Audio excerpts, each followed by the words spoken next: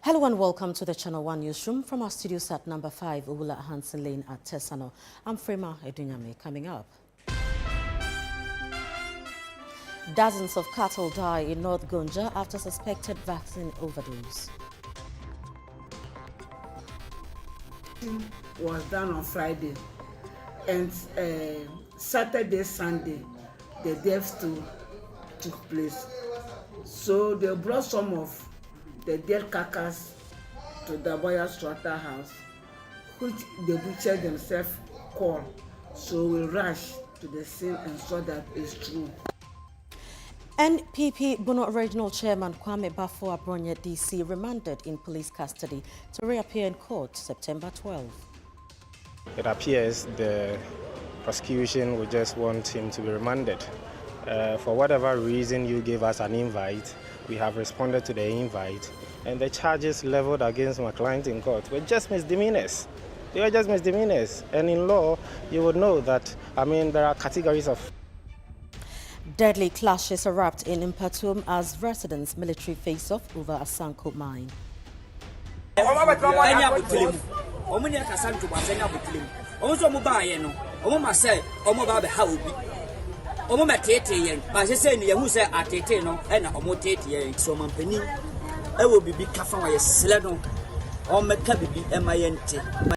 Also coming up, Ghanaian medical students in Cuba appeal to President Mahama over 17-month unpaid stipends.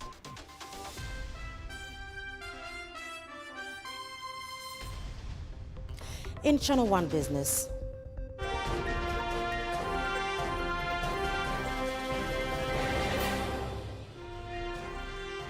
ECG, VRA, Gridco, others push for tariff increase between 59% and 200%.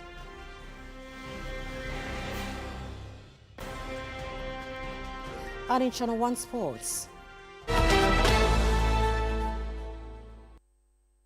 Team Ghana heads to 2025 World Athletics Championships in Tokyo.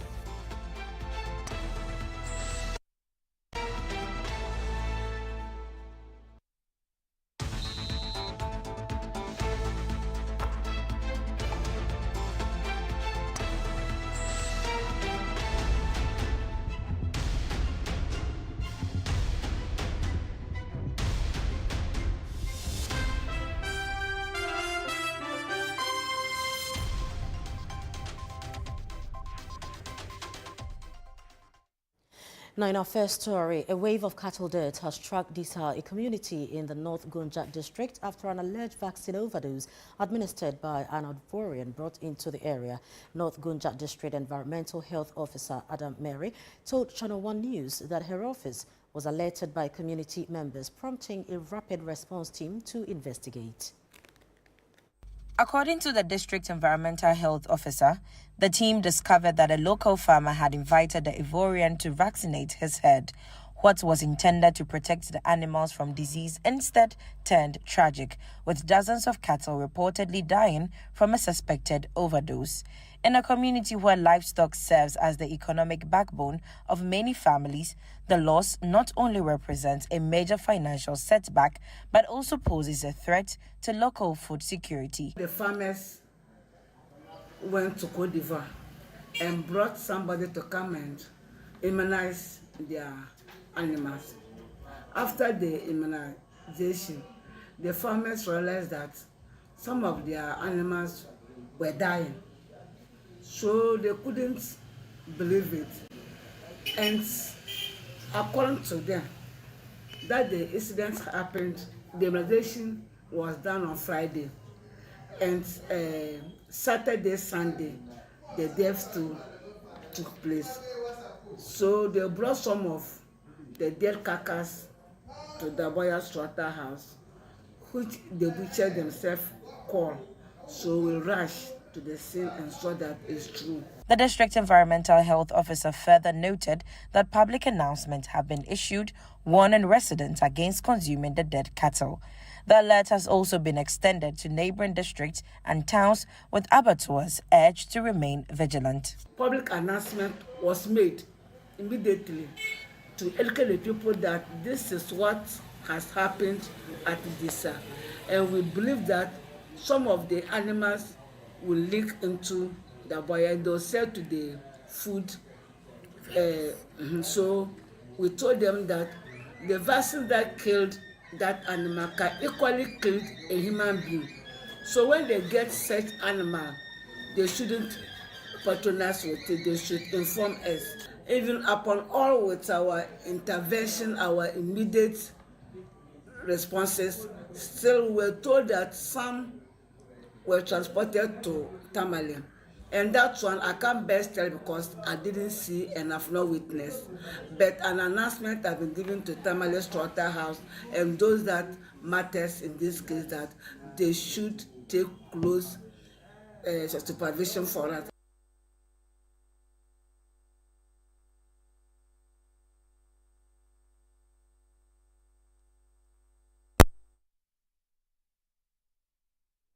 We are now joined via Zoom by Dr. Benjamin Kisi Sasu, a veterinary officer at the Veterinary Services Directorate of the Ministry of Food and Agriculture, to speak more on the cattle deaths recorded in Disa. Thank you very much, Doctor, for joining us. Thank you very much for this opportunity. Now, has the Veterinary Services Directorate investigated the real cause of the cattle deaths in Disa, and what are your preliminary findings? Great.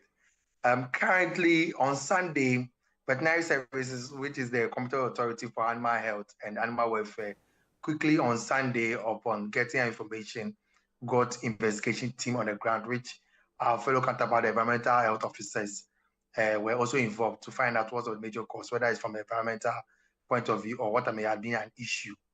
Currently, as our environmental health officers had reported earlier, yes, per our preliminary investigation, there was a kind of vaccines that were brought into the country. Veterinary Service always going to do the approval of the vaccine that comes to the country. And some of the diseases like anthrax that affect cattle, we do produce these vaccines in Ghana at the Central Veterinary Lab in Pontamale. Unfortunately, from the farmers, they didn't go for what vaccines that were produced in Ghana.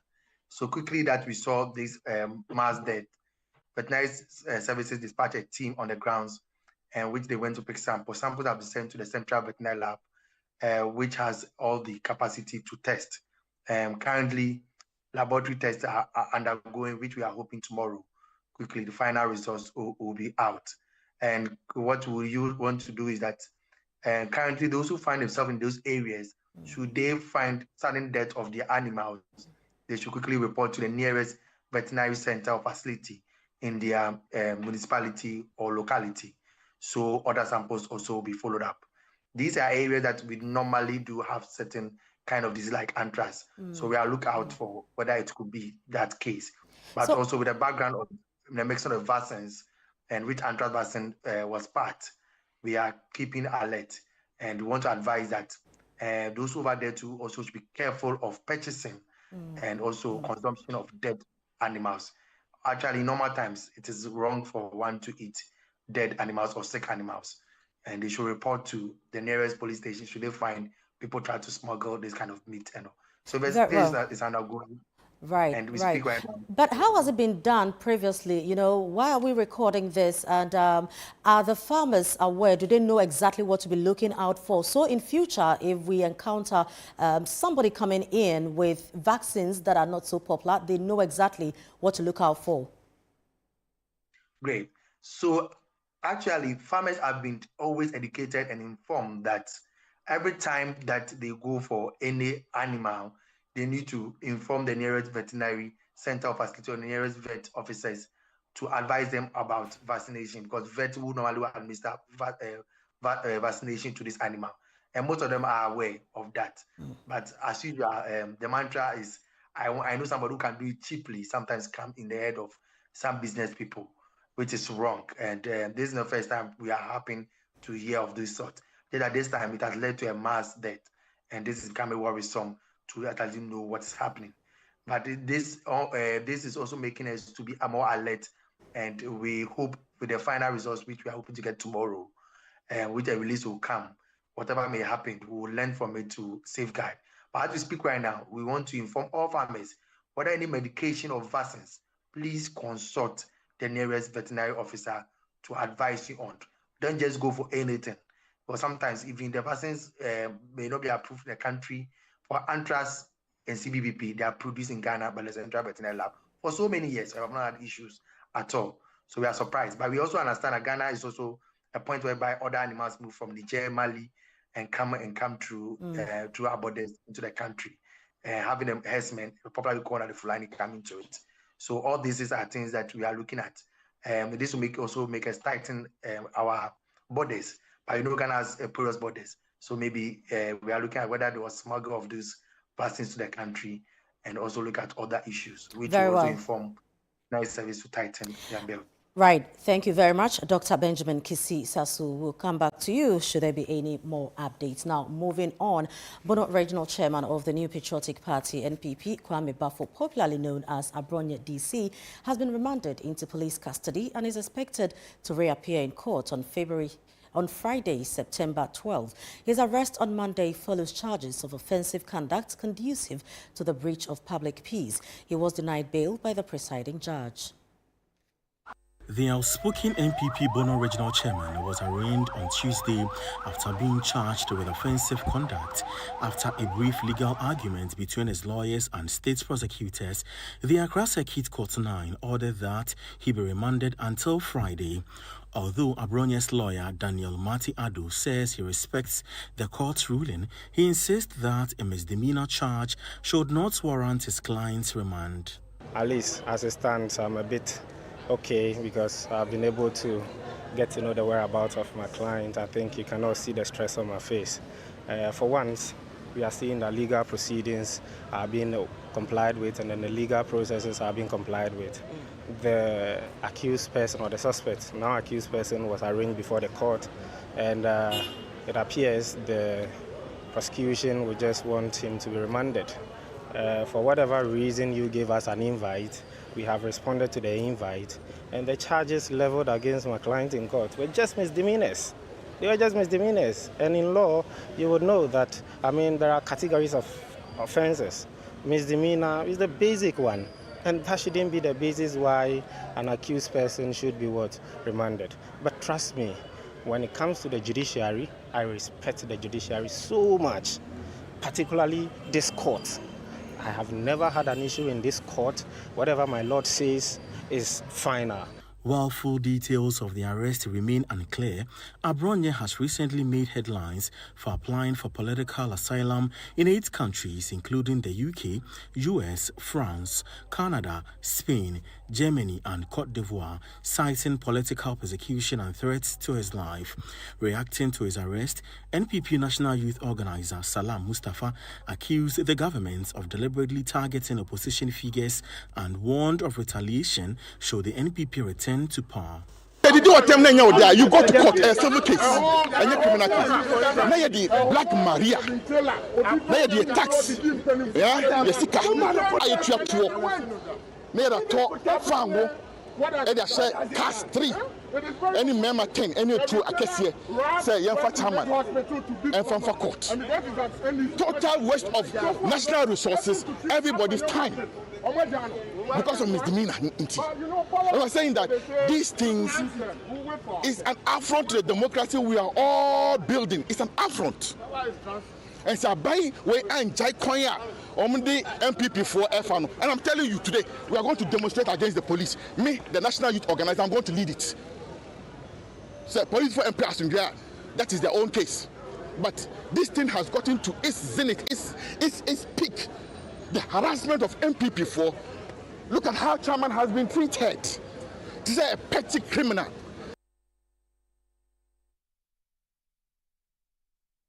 Meanwhile, the Minority Caucus in Parliament has condemned the arrest and remand of the NPP Bono Regional Chairman, popularly known as Abronye, describing it as political persecution and judicial overreach.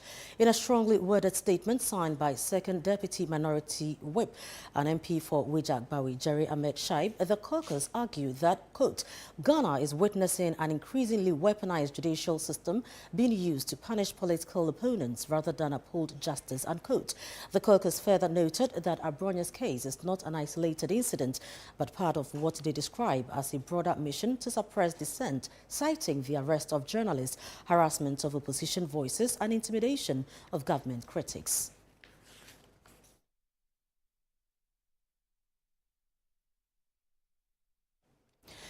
Now in some other news, 2 people, including an assembly member, have died following violent clashes between residents of Mpatum and military officers in the Amansia West district of the Ashanti region. The incident, which unfolded between Monday and Tuesday, is reported to have stemmed from tensions over mining concessions belonging to Asanko Gold Mines. Channel 1 News' Ashanti regional correspondent Tufik Mohammed has more. On Monday, September 8, 2025, military officers stormed a concession reportedly belonging to Asanko Gold Mines, where illegal miners were said to be operating. In the ensuing chaos, one of the miners, 50-year-old Akwesi Bonsu, fell into a pit while fleeing and died. The following day, chiefs and opinion leaders performed rituals and retrieved the body. On the way to the mortuary, angry youth reportedly dumped the body at the military base in protest. The situation quickly escalated, leading to a confrontation and gunfire that claimed the life of Samson Dankwa, assembly member for Abuabo Sekaso electoral area. The chief of the area has strongly condemned the incident, calling for justice.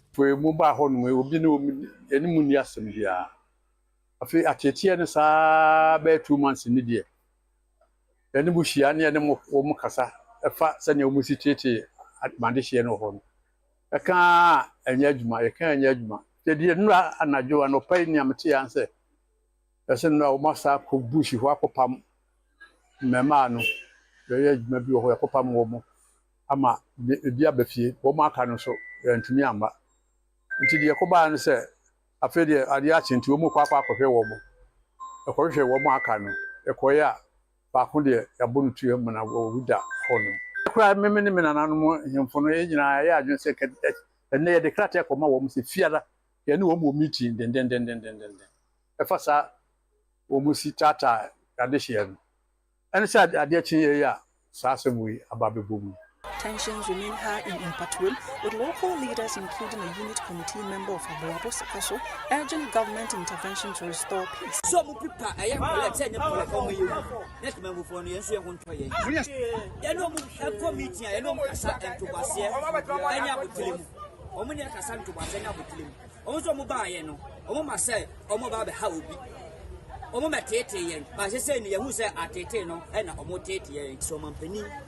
I will be careful with Sledon or Macabi and my ente. Nancy, Yamp Asia. To MP, baby, I will be a for us as you, what as you did for us as yes, hello. Sabra and you, Numunukre. Meanwhile, Asanka Gold Ghana says it is working closely with local authorities, government officials and community leaders to address the recent disturbances at its concession near Mpatum. In a statement, the company assured of its commitment to constructive dialogue with all stakeholders as investigations continue. Asanka Gold also extended its condolences to the families who lost their loved ones and said it will provide further updates once the investigations are concluded.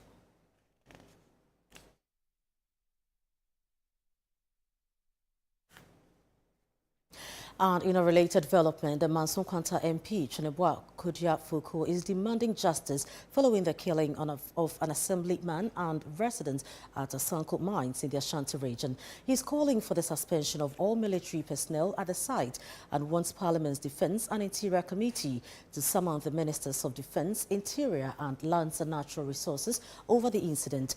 The MP says residents have long complained of harassment by security officers at the mine, stressing that the dirt must prompt a review of armed officers in private operations. He's also demanding compensation, state recognition and psychosocial support for the bereaved families.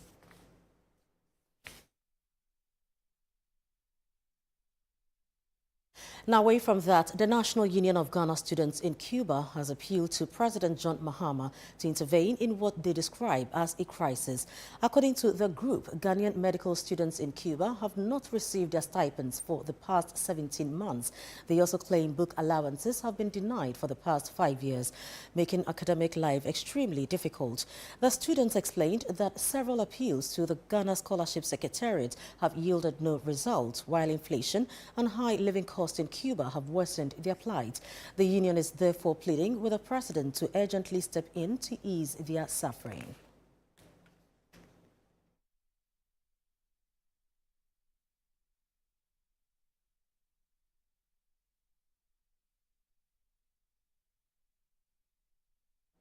Right, so we have someone joining us for reasons we may not want to put the name out there, who is part of the News Media team. Thank you very much, sir, for joining us. Yeah, thank you very much as well. Thank you for having me. Right, how many students, roughly, medical students, that's Ghanaian medical students in Cuba, are currently affected by this situation? We are roughly currently about 100 Ghanaian medical students here in Cuba. Right, and paint a clear picture of what daily life is like in Cuba for students who have not received their stipends for the past 17 months. Okay, thank you very much for granting me this opportunity for us to share our predicaments to the general public. And to be clear on this, we are not here to make the government unpopular or have any political, how should I say, any political ideas behind it. But all we want is just for our needs to be attended to. And also, our daily life in Cuba, first of all, when we wake up in the morning, the first thing we think about is our means of survival, because we have no luxury of even buying the soap, sanitary products, and all of that. Anytime we wake up, the first thing we think about is how we are going to feed ourselves. And the situation here is very, very deplorable here in Cuba. So we wake up in the morning, you have to walk about 10 to 15 kilometers to your faculty, just because you don't even have $1 on you just for a transportation. So you just have to walk about 10 to 15 kilometers to your faculty. And most students are doing a 24-hour shift. So you have to stay in the hospital for 24 hours. And there's been certain occasions or instances where some students have fainted whilst on clinical rounds, all because they were hungry, because they couldn't find food to eat. And most students here in Cuba have borrowed money from their colleagues from most other countries. And now when they are going to the hospital, some of them need to hide because they are afraid of being shamed at. So you just have to hide and hide yourself to the consulting room because you don't want your colleague, doctor, to see you and embarrass you in front of patient because you owe him a huge sum of money. So all we do is hide ourselves, go to the consulting room, attend to our patients. Even attending to patients, we are hungry ourselves. And the situation here is getting worse each and every day. So we plead onto our sponsors just to come to our aid for us to survive here in this country. Right. Now, you've also mentioned that book allowances have been denied for the past 5 years. How has this impacted your studies and academic performance? Okay. So regarding our book allowance, we can't even study. To be frank with you, we can't study. We can't go online because most of these study materials, some of them that are available online, you need to purchase them. And we ask ourselves, how are we supposed to purchase these study materials if we don't have the money to do it? So all we do is sometimes some of the students or some of the our fellow international students that we have here, we go on their laptops and copy some of the documents from them. Some of them, especially during examination period, everybody is already studying. So nobody will give his or a laptop or the study materials to you just for you to learn. Right. So now, normally, all we do is so normally for this past 5 years, most students who started very well academically, our studies have really declined because most students started with having A's, and right now because of our unpaid book allowances, some of students here are getting D's and C's. So what has the Scholarship Secretariat been saying about all these? Well, so the last time we engaged with the Scholarship Secretariat, which was about a month ago, they told us that they are sending the money to us. And these are the same reasons they've been giving to us for the past 17 months now. The only time they talk to us is, oh, they've been sending the money to us. And a month will pass, nothing, no news. And when we text them, sometimes we get no response. No response from our sponsors. we try to always make sure we do the right thing by engaging our sponsors first. But anytime we try to engage with them, no response. So now, anytime we try to send messages, emails, no response till now. And now we are left with no choice than to come to the media to amplify our predicament. Right. So what would you attribute this to? Because it's gone on for quite some time now. Do you think that the Secretariat, Scholarship Secretariat, has just been negligent, or you think this is genuinely government not having the funds to send to you? So, so honestly, I can't really tell the situation, but I think it's due to the negligence of the Scholarship Secretariat. Because most students or most of our colleagues who are on the same scholarship or who are in Morocco, those who are in Hungary, all these students have received their stipends except Cuba. So we ask ourselves, why have we been neglected? Because most students in these other countries or these European countries, most of them, they have the privilege to work alongside their studies. But here in Cuba, the situation is different. We're in a communist state whereby everything is being controlled by the government. You can't work, you can't do anything. Right. So our only source of income is through the government stipend. And all these other countries or these European countries who are on the same scholarship, they've been paid. Only Cuba. So we ask ourselves, why is this happening? Of course, why now? So I'm sure the authorities have heard you, and we can only wish you well. So we've been talking to a medical student from Cuba, sharing with us their plight on stipends. Now, moving on, a fire has broken out at Latenbiokorshie near the Salvation Army School, destroying several buildings. The blaze, which started about 2 hours ago opposite St. Anthony's behind Oliver Twist, has already gutted more than 10 houses. The cause remains unknown, but fire service personnel are on the ground working to bring the situation under control.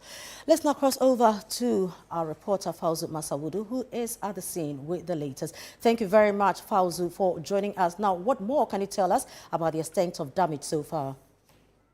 Thank you very much, Frema. We are coming to you live from Latenbiokorshie, particularly within the St. Anthony's School enclave. The reason for our visit, earlier today, we know that a fire started from a warehouse within the enclave, and despite several firefighting intervention actually by the Ghana National Fire Service, the fire is still blazing. This evening, we want to understand the extent of damage and the way forward. So I'm joined by some authorities in the area. The assembly member, first I'll start off with you. At what time did you hear of this, and when you got here, what did you see? I think the first call came around 2:30, and then we had to rush quickly to this place, and then before then I alerted the MC, and then we called in the fire service. So within the shortest possible time, the fire officers were here. At that time the flames had started gathering, and then it started spreading. The residents around tried their best to put it off, and then not long after, the fire tenders came. But the issue is, the place being a warehouse, most of the goods that they deal with were inflammable goods, rubber products, bags, and then shoes and all that. So in as much as they were trying to put it off, the fire kept on spreading, and then it affected the neighboring houses. And then I got to a point that it went to a very serious limit, and then the need for the call of more tenders. And then they came in, and then they tried as much as possible to curtail it. So, right. Yeah. Right. So, Honorable, I'll let you have the last word, but I want to engage the representative from the National Fire Service. Madam, good evening. You are live on Channel 1 TV. So, let us understand. This started around 3 p.m., but I see a number of fire tenders around, but then the fire is still blazing. Why? Okay, what I would say is that around 14:30 hours, I think the call was received from the Fire Master Control. Then the first appliance was dispatched to the scene. The first appliance arrived, and he realized that the fire is beyond one appliance. So they relayed back to the FMC, where additional 4 appliances were dispatched, making it 5 appliances at the scene. So when we came, what we did was that we staged 5 staging commands so that the fire could be fought from every angle, just to ensure that the fire is confined and it doesn't spread to the neighboring houses. And that was what we did to confine the fire. So looking at the situation now, the fire is confined. it is not spreading. And what we are doing now is control burning, because the occupancy load, the fire load in is very huge, and most of them being petroleum-based products. So it gives off easily burning, and it increases the size of burning. But with what we are looking at now, the spread is checked. It is not going to create any more harm. So we are controlling it till we finally extinguish it. And currently, as I speak, it has been relayed back that the fire is confined. Do we have, preliminary findings on what may have caused the blaze? Currently, our focus is how to bring the fire under control. And it is only when the fire is gone under control that when we gather, even though we have some walking in to do interrogations to know whatever happened, but because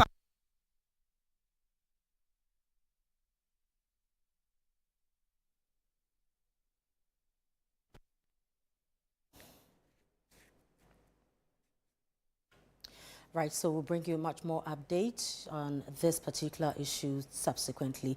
Now, moving away from that, the chief of SEWA in the Bosumtwi district has raised serious concerns over the prolonged delay in completing the Ashanti Regional Hospital project in his community.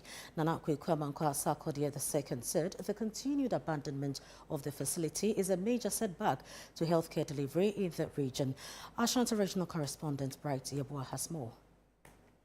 The 250-bed Ashanti Regional Hospital project, located at Seria, remains incomplete years after construction began. Despite being commissioned by the New Patriotic Party government on January 4, 2025, the facility has yet to be made operational. During a working visit by the Ashanti Regional Minister, Dr. Frank Amwakohene, to the area, the chief of Seria lamented the delays.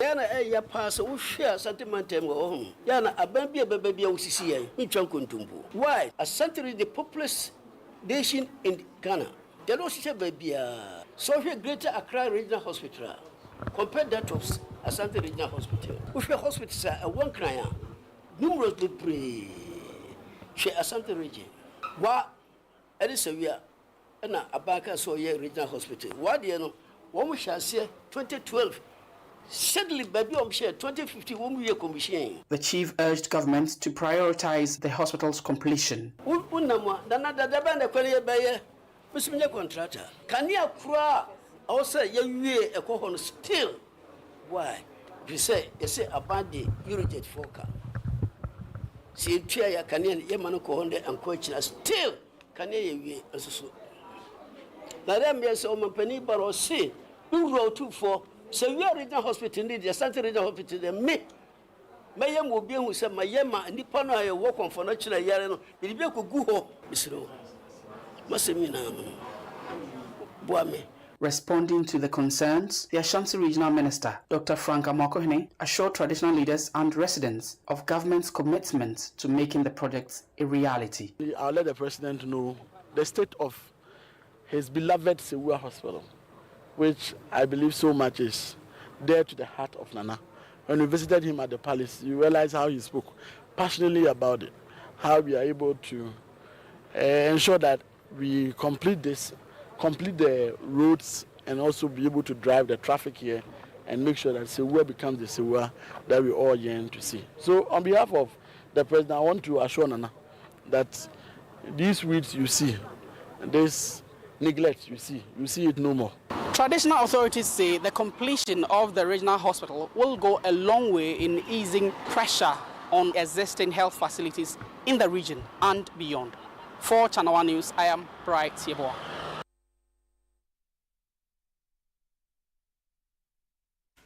This is a Channel 1 newsroom, still to come.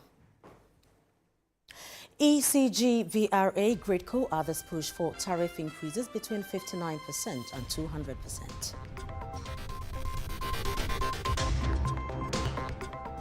We'll be right back. Do stay with us.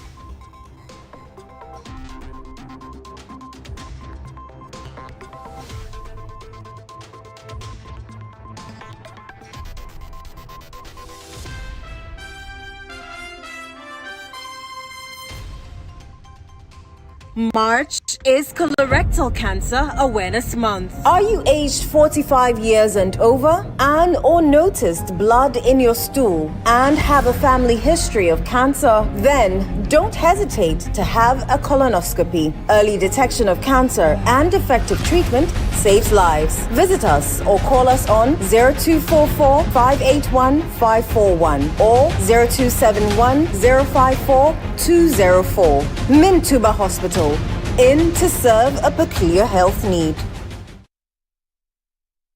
Hey Ghana, so you people know Miss Brother once more. If you knew, it's your boy. Kill them all. But this time, I'm not only killing mosquitoes, I am killing the great. See? This wouldn't have been possible if I didn't have the perfect mosquito-free atmosphere. Thank you, Out Insecticide. And yeah, Out Mosquito Coil. For a mosquito-free atmosphere, trust Out to... You are not serious. Out Insecticide. So ya boa, faha.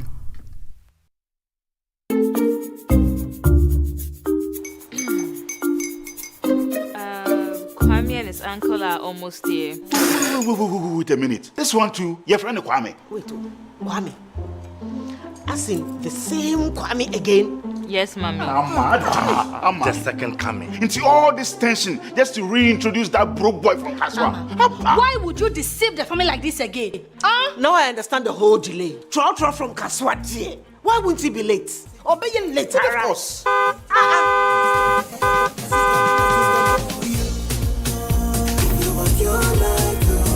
Star 712 hash, star 712 hash. You go be the luckiest. Go be from to be luckiest. From Latenbiokorshie be luckiest. Yeah, you go be luckiest. Nobody know why you're luckiest. Everybody go be the luckiest.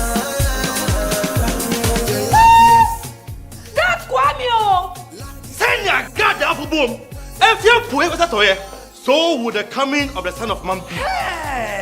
Is that his car? Dial star 712 hash. Choose your ticket. Enter your lucky number. Follow the prompts and let destiny handle the rest. This promotion is regulated by the NLA on the Caritas platform.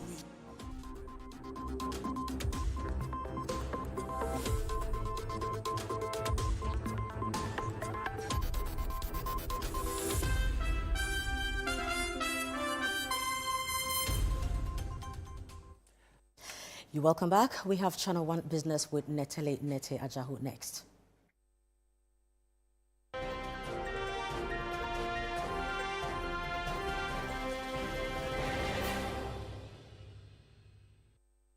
Channel 1 Business is brought to you by MTN and EcoBank.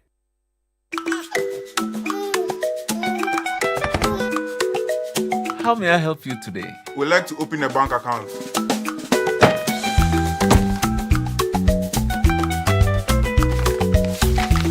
Sign here, sign here, sign here, and here. And now you draw direction to your house. I need your thumbprint. And I'll need your birth certificate too.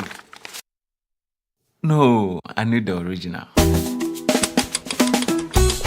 A lot has changed since you banked like this. So have we. We've made it easier than ever to open an account online and bank on the go through our mobile app, online banking, and more. EcoBank, a better way to bank your way. Sign here, and here. EcoBank, the Pan-African Bank. Natalie, it looks like everybody except consumers are the only ones not pushing for tariff increment. Yes, the utility companies say they need more money to be able to sustain their operations. So all the way to 200%? 200, yes. ECG 225% increase. That's Give us the details. Okay. Now, consumers of power and other utility services may soon face steep cost hikes as 7 major utilities, including the Ghana Water Company Limited, the Volta River Authority, Ghana Grid Company, Electricity Company of Ghana, and the Northern Electricity Distribution Company have all submitted tariff proposals to the Public Utilities Regulatory Commission. They are seeking increases ranging from 59% to more than 200%. 5% to recover rising generation, transmission and distribution costs. Emmanuel Opong has more in this report. This marks the most significant tariff review since 2022, coming as Ghana prepares to exit the IMF program next year. Ghana Water Limited is seeking the sharpest hike, blaming rising debt and soaring treatment costs. At a stakeholder forum, Chief Manager for Corporate Planning, Michael Tewia Kluche, defended Ghana Water Limited's proposed hikes. Whilst we are selling at only 5 cedis 28 pesos, we are only asking that this should be increased to 20 cedis and 9 pesos.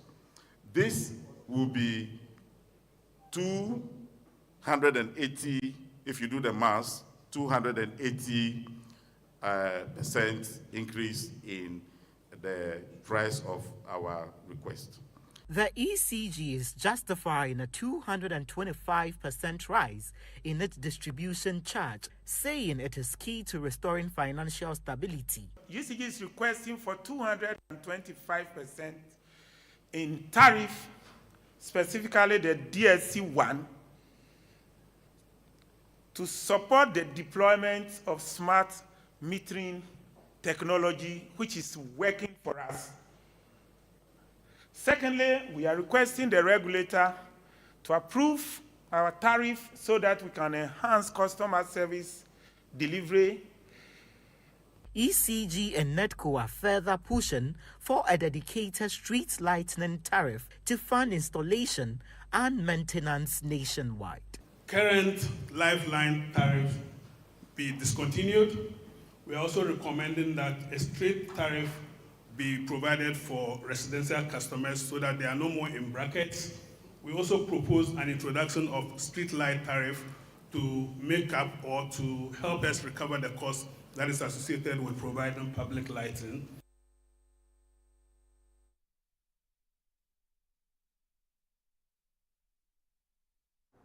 Now, the CEO of the Ghana Gold Board, Sammy Gyamfi, has revealed that beginning October 2025, the board will, in collaboration with the Bank of Ghana, partner local refineries to process gold domestically.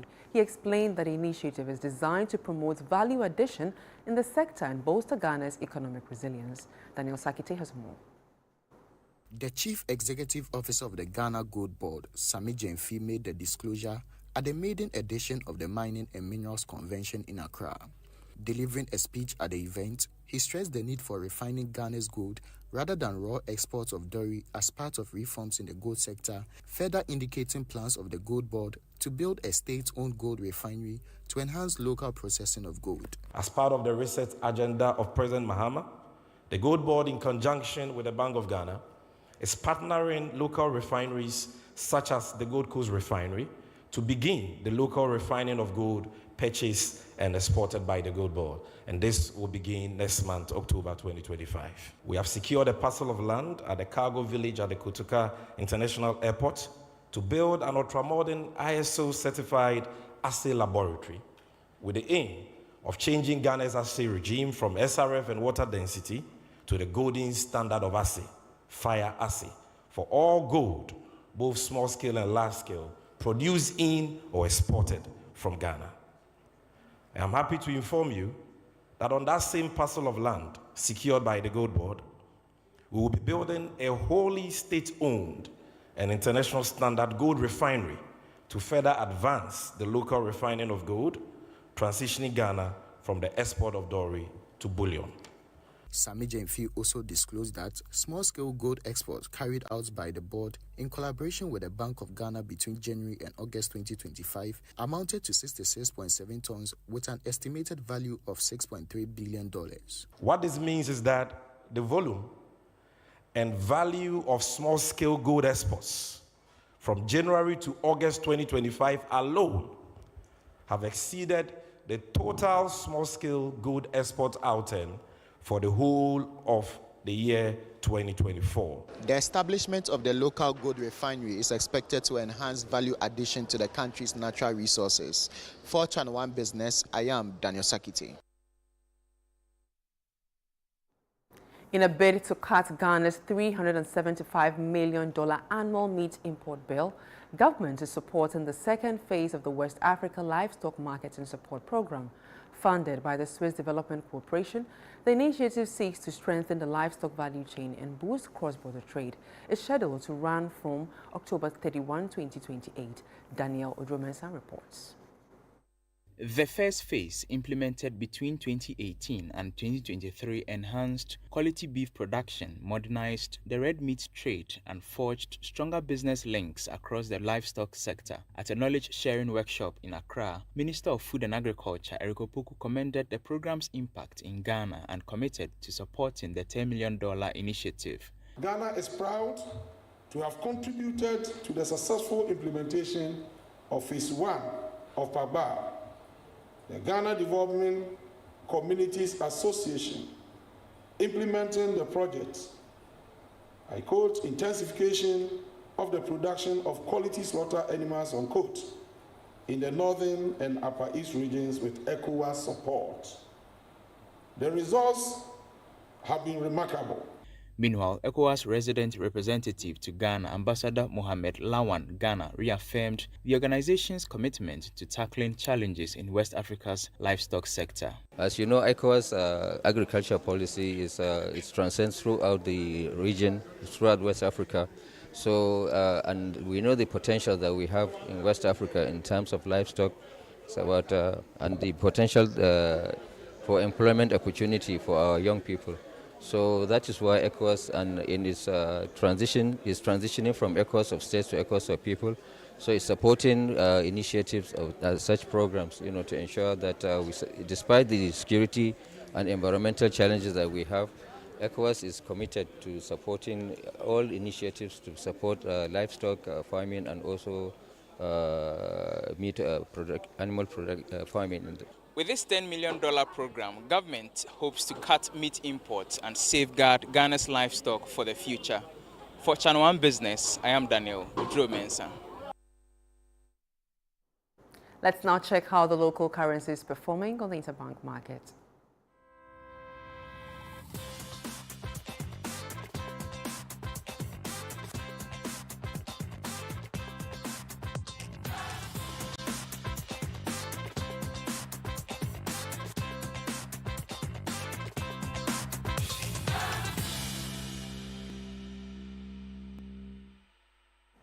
And that's all for business. I am Neteli Neti Ajahu. Back to you, Frema. Thank you very much, Neteli. We'll wait to see what happens. Yes. Well, let's now do some other stories. The Sunyani East Municipal Assembly in the Bono region has embarked on a decongestion exercise to remove traders and vehicles operating in unauthorized areas within the municipality. Channel One News' Michael Saponufum with the details. The exercise, led by the Municipal Chief Executive, Vincent Ntweje, is supported by the municipal guards and personnel from the Ghana Police Service. The assembly has also earmarked restricted zones where trading is prohibited. The MCE says the operation will be sustained through continuous public education, sensitization, and strict enforcement of the assembly's bylaws. Some residents have been sharing their views on the exercise. Edu baby ye by do baby so I am why nuanu mu binom so ti ye anya ha hye ye nua binom so wo ho no mo a o ma anya baby se anhye nti wanya baby anhye ono so be ye den ti senka ye nya baby ma ye kwa hye ho a nke eye omo wo stores e wo krom hai no dodo no san yi omo niema e di free store no na omo di ababa begu ekwan mu baby a ese ya hihye ama wo mo se ese nka ya hihye ama ese enipa fa no na omo yi niema no asan de ababa begu honum ama enipa no ekokofa ka akwan mu se enipa so nam ka akwan mu a akwansidi a wo ho ye bebre ka betimi abo no and enokura ni honum a se obi so ton niema se sa niema na omo ye gu ono se ho kokopem ade no se sia na ehwiegu a ubetua ka. The MC Vincent Ntweje also highlighted the importance of the exercise. As you can all rightly see, the place is almost cleared. Most people selling or doing business along the pedestrian walkway, as we can see or we have all observed, have moved their items back to the shop. and also the unauthorized parking. We have some other towing service also following the team. So anywhere that we witness or observe that there's a car parked, that the engine is off, quickly the towing machine tows the car, then send it to the assembly. And as I communicated earlier, such vehicles or the owners will be liable to pay the spot fine and the towing fee before the car will be released. And even before the car will be released, you will sign an undertaking saying that you will not park the car at that particular area or where we have not authorized you to park it. He further appealed to residents to support the initiative to maintain order, cleanliness, and safety in the municipality. We want the traffic to flow. Sunyani hasn't gotten to the stage that we should have here traffic or we should have that congestion. So I will still appeal to the public that we are not interested in taking the monies. We are not interested in taking the fines whatsoever or penalizing anybody. We just want the place to be sanitized. The Sunyani Municipal Assembly has indicated that they will continue to intensify education and also ensure that people do not trade at unauthorized places within the municipality. For Channel 1 News, I am Michael Saponim from Sunyani. JSC Mediterranean Ghana Limited, contracted by the Volta River Authority to dredge the lower Volta Basin, has raised alarm over encroachment by illegal sand winners, warning that their activities are causing extensive damage to the river and its ecosystem. At a press briefing in Accra, the company urged swift government intervention to prevent further harm. Channel 1 News' Samuel Akom has more. In 2023, the Volta River Authority awarded a tender to EKOH Mediterranean Limited, now JSC Mediterranean Ghana Limited, an Israel-based firm to dredge the lower Volta. The project, which began in 2025, is designed to clear river channels, creeks, and tributaries of floating and submerged vegetation. By removing weeds, the initiative will improve community access to water, ease transport of goods and people, and reduce flooding risk associated with spillages from the Akosombo and Pong dams. Speaking at the press briefing in Accra, JSC's Managing Director Albert O.A. Cholu expressed deep concern over the environmental damage caused by illegal sand winners operating along the basin. The greatest threat is illegal sand winners on our laws. They are more than 30. And they use any kind of machine, so it's depleting our source of income, number one. It's damaging the ecology and damaging the ecosystem and then polluting the water bodies, which is not good for the nation. He also urged the task force established by the Environmental Protection Agency and other relevant agencies to act decisively in addressing the threat. And the task force has been formed. 3 officials from Water Resources, 3 from EPA, 3 from Mineral Commission. All the names are there, plus VRA. So they will come together from the task force and use the national security to weigh them off. That means that the project will collapse. So we must make every effort to try to send them out. The chief of Mepe traditional area, Togui Kojo Azagba, who attended the briefing, said dredging the basin will help mitigate the devastating impact of the Akosombo Dam spillage. Very happy about the project. I can remember some few years back, Akosombo brought some dredging machine, but they took the machine to the Ada estuary. They dredged that area alone and left it. If they have dredged the whole lower Volta area, this place will not affect us. He further pledged to collaborate with stakeholders to clamp down on illegal sand winning activities in the area. Because they are operating before our eyes, and we know what effects the operations are doing to us. So if we can all cooperate like have been stated here today, quickly, we have to sit down and think what we can all do to benefit us. It is therefore expected that when this project is fully carried out, which is in 10-year period, the devastating impact of the Akosombo Dam spillage will not be felt anymore. Reporting for Channel 1 News, I am Samuel Akom. You're still live on the Channel 1 Newsroom, still ahead. Team Ghana heads to 2025 World Athletics Championships in Tokyo.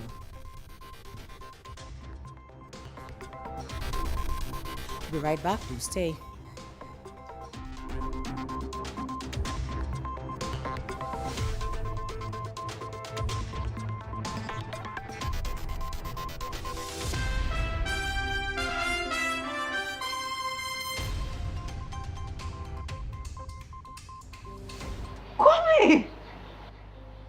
You look amazing. Have you discovered a new secret to stay healthy these days? Actually, I have. It's called SOS Advance. It is a health supplement manufactured in the UK with 11 essential oils like frankincense, black seed, oregano, and neems, all powered by nanotechnology. Wow, that's impressive. What does it do? SOS Advance supports your immune system against invading pathogens, including viruses, bacteria, and toxins. It also provides antioxidant effects to help combat free radicals and reduce oxidative stress on your body. Wow, I really need this. Like, I've been feeling off lately, but I can't pinpoint exactly what the problem is. Oh, easy. I think you should get it. You can find it at every pharmacy nearby. There's a pharmacy here! Let's go! Thank you. I bet his wound's pain. Pregnant and lactating mothers should contact their physicians. This advert is FDA approved.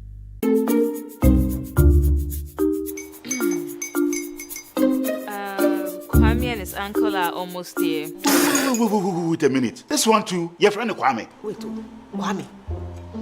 As in the same Kwame again? Yes, mommy. I'm the second coming. Into all this tension just to reintroduce that broke boy from Kaswa. Why would you deceive the family like this again? Now I understand the whole delay. Troll from Kaswa dear. Why wouldn't he be late? Or be late? Of course.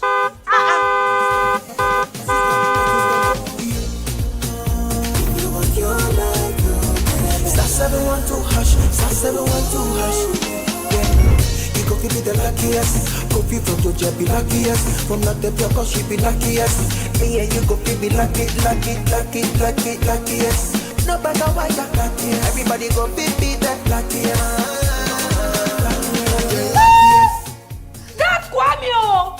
Send your God the apple boom. If you're poor, what's that? So would the coming of the Son of Man be. Hey!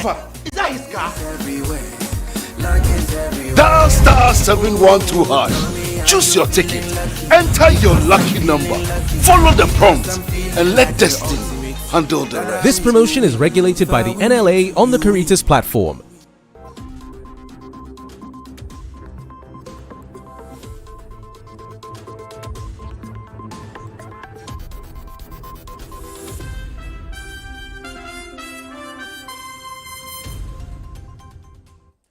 Thanks for staying with us. Next is Channel 1 Sports with Veterinary.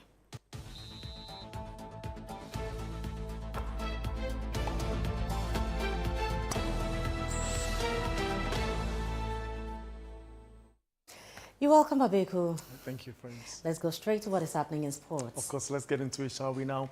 Ghana's athletics team is set to compete at the 2025 World Athletics Championship in Tokyo, Japan. The contingent will feature in the men's 100 meters, 200 meters, 800 meters, and 4x100 meters relay events, as well as the women's high jump.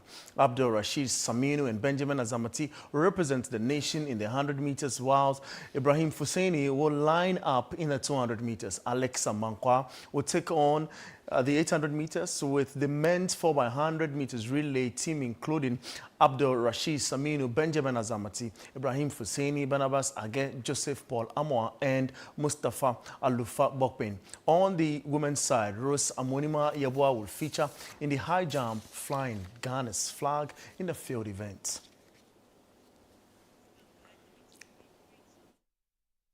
Elsewhere, Chief Executive Officer of Tottenham Hotspur, Sunyani, has reiterated the stance that the club is not for sale. This comes after a tumultuous week of, series of activities for Tottenham Hotspur, where Executive Chairman Daniel Levy was relieved of his role after 25 years in the position, following a season in which Tottenham finally won a trophy for the first time in 17 years, but also recorded their worst top-flight finish since 1976-1977. Spurs released a statement on Sunday unequivocally rejecting two takeover approaches, and the club CEO affirmed this, noting that the Lewis family, co-owners of the club, intend for their ownership to continue throughout the generations. Well, that's the very latest from the world of sport. And I am Bernard Abekorshie. Over to you, friends. Thank you very much, Bernard. And that's how we wrap up. This has been the Channel 1 Newsroom. I'm Frima Eduname. Thanks for watching.